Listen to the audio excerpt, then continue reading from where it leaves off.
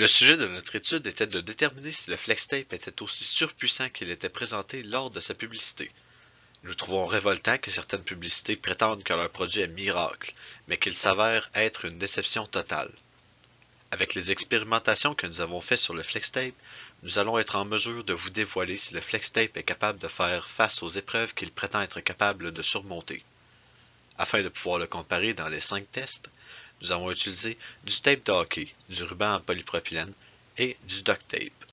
Premièrement, on a fait un test qui avait pour but de tester la capacité du FlexTape à endurer des impacts sans se déformer. Pour ce faire, on a laissé tomber des masses d'1 et de 2 livres sur une bande de ruban adhésif à partir d'une hauteur de 60 cm. On vérifiait par la suite la déformation des bandes lors de l'impact ainsi que l'état des bandes après celui-ci. Les résultats des tests ont montré que le FlexTape battait largement ses compétiteurs, comme il est le seul qui a survécu à tous les tests sans se rompre et en se déformant beaucoup moins que les autres. Afin de déterminer l'efficacité de la colle du FlexTape et de ses compétiteurs, un test d'adhérence a été effectué dans différentes conditions. Le montage consistait d'un seau attaché à une pince étau qui serrait l'échantillon de ruban adhésif. Le ruban était collé sur un morceau de PVC. Pour tous ces tests, un débit d'eau constant est déversé dans le seau, puis l'expérience continue jusqu'à ce que le ruban adhésif décolle. Puis, le volume d'eau est mesuré et le test est reproduit avec tous les rubans adhésifs secs mouillés à 80 degrés Celsius puis à moins 55 degrés Celsius. Les résultats montrent clairement que le FlexTape a supporté une masse plus grande dans tous les états à l'essai. Le duct-tape est le ruban avec le plus de potentiel pour rivaliser avec le FlexTape. Par contre, l'eau diminue beaucoup son efficacité à soutenir une masse.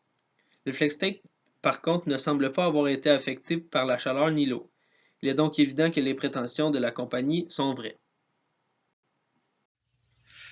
Par après, nous avons fait un test de protection afin de savoir quel ruban est le plus résistant aux produits chimiques. Nous avons testé les rubans adhésifs avec un acide, une base et un solvant organique. Le FlexTape est le seul à avoir été affecté considérablement par les produits, soit par l'acétone et par la base.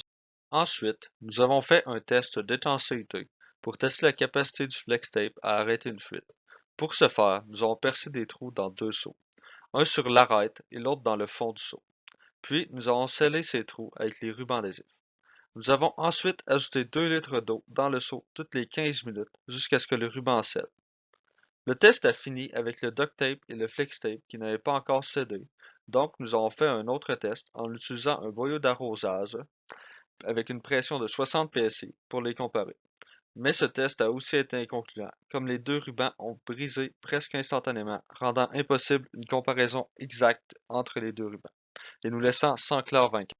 Un test de traction a aussi été effectué pour mesurer à la fois la force nécessaire pour causer une déformation du ruban adhésif, ainsi que le pourcentage d'étirement nécessaire pour le rompre complètement. L'appareil tire avec une force croissante, donnant la valeur de la force nécessaire pour déformer la bande. Le ruban a ensuite été étiré jusqu'à ce qu'il se brise et une mesure de la distance entre les pinces est prise pour calculer le pourcentage d'étirement. Pour ce qui est des rubans, ils n'ont évidemment pas été capables de supporter des forces énormes. Le duct tape s'est démarqué par l'étirement qu'il a pu atteindre sans se rompre, et le FlexTape a supporté une charge maximale de 40 livres, mais il a eu un allongement de 441% et n'a toujours pas rompu car la machine n'avait plus de portée de mouvement. Nous pouvons donc conclure que le FlexTape est très élastique mais pas très résistant. En conclusion, les tests effectués au cours de ce projet ont permis de déterminer que le FlexTape est tout aussi efficace que les publicités à son sujet le promettent. En effet, il est arrivé à répondre à toutes les normes extrêmement élevées auxquelles il prétendait, battant tous ses compétiteurs, sauf pour le test de protection et de traction. Mais cela ne faisait pas partie de ses prétentions. Malgré tout, à cause de son prix exorbitant d'environ 5$ par pied, cet avantage reste insuffisant. Quoique légèrement moins efficace, le duct tape coûte parfois moins de 15 sous par pied. Ainsi, l'utilisation du FlexTape devait être seulement dans les cas qui nécessitent un ruban adhésif de meilleure qualité.